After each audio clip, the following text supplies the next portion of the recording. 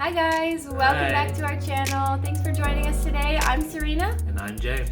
And today we're going to be doing something a little bit different. We are going to do a collective message for the Twin Flame community for this week. And James is shuffling. This is coming from my personal card deck. So I made these cards. So you will never find these cards anywhere else in the world. I'm the only one that has them. And yeah, there's something jumping out of the deck right now. So let's see what that is. There's two cards. All right, so we've got two cards coming out of the deck. You did right speak now. originally about taking two cards out, so it's quite funny that two fell away. It is funny. Okay, so we've got spaciousness. Okay. And reciprocity. Oh no, receptivity. Receptivity. Okay, interesting. So what do you first get when you're with that? Well, for me, the spaciousness, I think I'll be happier to talk on that one than the second card. That maybe I'll leave that one for you. I feel like, especially what we've been going through a lot recently. I mean, this last couple of days we've gone through a bit of a up and down. And for me, the spaciousness it's just a good way to know that sometimes it's good to have space to yourself where you can really dive deep into what you're going through, your emotions, your experiences, and to allow yourself that space, literally, to be able to process these things and to be open to them, and just to really allow yourself to have those moments, because it is difficult sometimes. So allowing ourselves just to have that space, whether it be having a bath or having a little cry or sitting down and watching some anime or whatever it may be. It's very personalized, but to allow yourself to have that space to actually really dive into yourself and allow yourself to experience and just go through everything that's currently happening. Because sometimes I feel, as people in general, we tend to not give ourselves that space and time in order to actually look inwards and actually focus on ourselves as a person and as a collective as well, especially in a partnership. Yeah, that we're so busy doing all the time that we don't always have the time to process things. Yeah. And you guys, you have to think about the fact that, like, when you don't actually have the time to process things on an emotional level, that's when things are going to come up on a physical level, right? So something's going to break down, you're going to have an accident, like something bad, perceivably bad, is going to happen that causes you to have to look within, you know? And then I think this card, spaciousness, also, as you were saying, like, one, it's about finding the space to process those things, but I think it's also stating, like, the space that you have after processing those things, right? Like when you go through and you have that cry and you take that time and you look at the deeper meanings and emotions, and then you feel like all this energy comes rushing back to you because you've processed it, you've let something go, which when you let something go, then you can have that new space that comes in. A rejuvenation. Exactly. And so the second one, then, receptivity. Right? So, and I think this is just confirming kind of the spaciousness. This is just saying be receptive to everything around you that's showing you to look within, right? Like, we have to remember, not only our twins are a mirror, but the world around us is also a mirror, right? So we had a yesterday morning where I felt like things were just going wrong, left and right, left and right, left and right. And I kept saying to you, like, I just feel like I'm getting knocked down. And then actually when I took the time to journal yesterday afternoon about it, I was seeing like everything in my reality where I'm just expecting things to go wrong, you know, and we get stuck in this addictive, this habitual pattern of thinking where it's like, okay, this is going to go wrong, and then this is going to go wrong, and we don't even give ourselves a second to dream before we crush our own dreams with our own thoughts and fears and, you know, bad beliefs. We just instantly go there, and that's just nothing but a bad habit, to be honest. And it's actually quite easy to break if you just have a little bit of awareness about what's happening in your life. So being receptive to what's going on. Are things constantly falling apart in your life?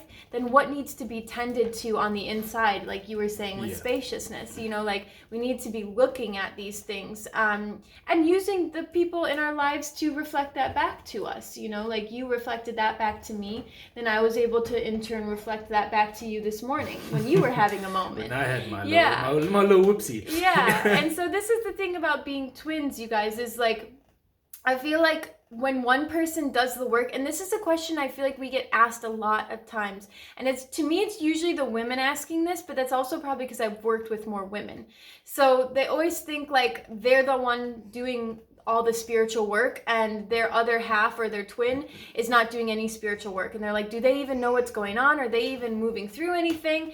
And like, I can guarantee you they are moving through it, because that's how twin relationships work. Like, the moment you do something and you come to a realization, it makes me level up, and the moment I level up, it makes you level up. Yeah. And that we're constantly ping-ponging back and forth with that, I think, through our entire relationship, you know? It's very true. I mean, as well, like you said, I mean, generally women are the ones that come and voice it a lot more than men, because we get kind of taught to internalize it and deal with it ourselves. So sometimes, even though we might be going through the same thing, because we don't speak about it, it doesn't get seen, it doesn't get known, and it kind of just, it gets thought that, oh no, the guys just aren't feeling it, they just almost immune to it, and they just kind of pass by and nothing affects them, where a lot of times it does, but we kind of expect it to, and kind of almost train to hide that away and deal with it with ourselves when we in our own space, when no one can see this so-called weak side of us, which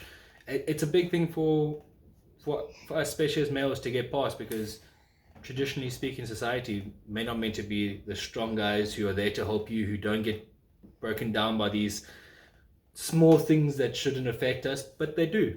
Yeah. And I think as time's moving forward, we are starting to come forward with it more and be more receptive to it, and people are receiving us better for that, because of the way that things are starting to slowly change now. And I think that's a hugely important part of all of this, that we are able to now express ourselves more, and it's not just seen as, oh, it's what would be the right way to say it, a weakness. I think you said it well the first time. Yeah, that it's not necessarily seen as like a weakness or a personal fault, or you know, it's seen as, oh wait, like they do actually have feelings, they are actually going through things.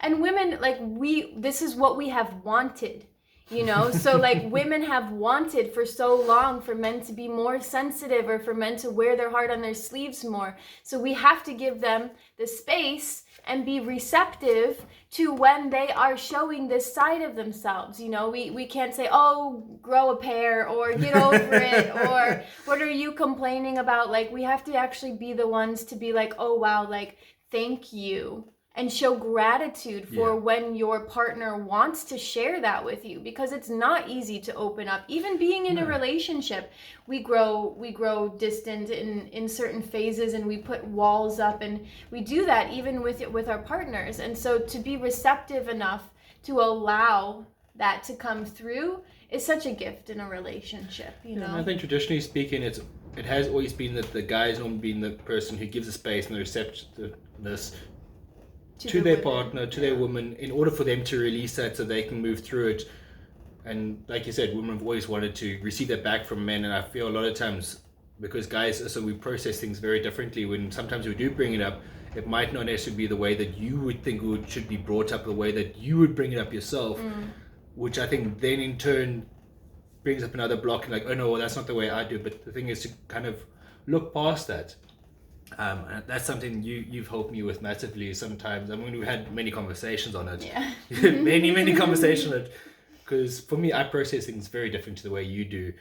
And when you allow me the space to process it my way without questioning it or telling me that, no, that's not the right way to do it, or however each person individually would go about it, and just give them that area to do their way, and just to accept it and appreciate that, what that does for like me as a male is, it's huge. There's no words that can describe that feeling when your partner is just like, okay, well, that's how you do it, bring it to me and say, how do you want me to respond to this? Do you want me just to listen? Do you want me to give you advice?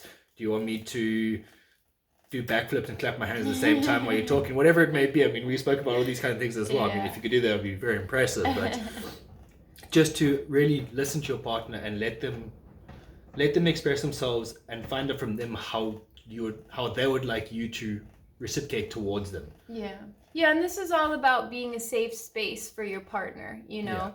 and being a safe space for each other. You know, that is the foundation of the relationship. And that's, I think, a lot of times when we get into this runner chaser thing, the runner oftentimes runs away because they don't think their partner can accept that part of themselves, you know, and everybody feels that way. That's also why the chaser usually doesn't put forward their emotions and their like how they're really feeling. You know, they try and shelter the runner from that because they think, oh, I have to keep it all inside, I got to be there for this person. And that's a very masculine thing, you know. It's like, I have to be there for my family, I have to provide, I have to do all of these roles, and I'm there to support them in that way, but nobody's there to support me in that way. And that's just not true. And we have to move past that as a relationship by creating that safe container, not only for me, but for you as well. We both have to feel that way. Well, having that really, that's what really builds a relationship to actually be strong and long lasting. And if you look at any of the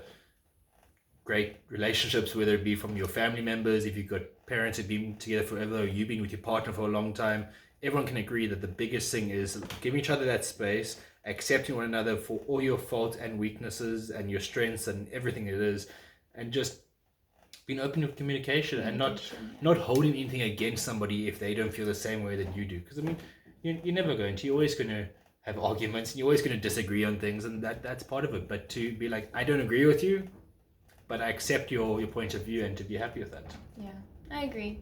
Let's pull one more card. Round it out at 3 because 3 is a good number. Ask Spirit, okay, where do we go from here with all of this? Oh, it's definitely that one. Brave heart. All right, you guys. So you got to be vulnerable. You got to be vulnerable. You've got to have a lion's heart. You got to wear your heart on your sleeve. You just got to be open. You know, is there anything else that comes to your mind with this? Well, with a brave heart is, when you have a brave heart, it doesn't mean you're not going to get hurt. And for me, that is a big thing. I mean, in all my relationships, through all the ones that didn't work out to this amazing one that has worked out, is one of my big things is I was always going to be who I was. And if I go into something, I go into it with all my heart and all my soul and all my spirit, and however you want to word it, and put everything in. You because go all in, yeah. If you don't put everything in, you never know if it didn't work out, if it was because you maybe held back. But if you put all in and it doesn't work out, it still hurts. It really does. But at least you know within yourself, okay, well, I did everything I could and it wasn't meant to be. What can I learn from this experience? And how can I allow that to grow myself? It takes time. It's not just like, and you into that stage. It could take a day, it could take a year, you just don't know. But to really just embrace that and not allow that to hinder you and hold you back, because getting hurt is part of the process. If you don't get hurt, you're not going to learn from it, and that's unfortunate, but it's one of the most beautiful things, because you really grow as a person from that. Yeah. And you learn to see what you want. Yeah. I think you described this card perfectly, because if you can't see, it's got a dagger on it, so that's the getting hurt part, and then it has flowers kind of blooming out of the heart. So you're exactly right. When you're brave in your heart and you wear your heart on your sleeve, there's always a risk you're going to be hurt, and that's part of being vulnerable. You know, is you always have to balance that risk. But the other risk you take by not putting all in, like you're saying, is like you never reach that true level of connection with somebody. You know, it's only when you're being vulnerable and authentic that you can actually truly connect. And if you hold back parts of yourself because you're worried about what somebody might think, or that they might reject you, or they might not feel the same way, then you're not actually in a real relationship with them from the get-go, you know? So you have to take that risk if you want the reward, essentially. And understand it takes time to really allow yourself to be completely open with someone. It takes time. I mean, I'm sure there's parts of you that sometimes you don't want to share with me, and there's parts of me sometimes I don't want to share with you. And as we move forward with this and as we grow together, we experience more and we share more. And by doing that, you have a brave heart and you allow that spaciousness and a receptivity, and you allow yourselves to really grow together. Yeah. Thank you guys so much for watching. If this video helped you, like it, subscribe, comment below. What are you thinking? Is this what you're going through right now? Tell me how this relates in your week, in your journey with your twin, in what you're going through right now. We'd love to hear from you. We'll see you next time. Big love. Bye. Bye.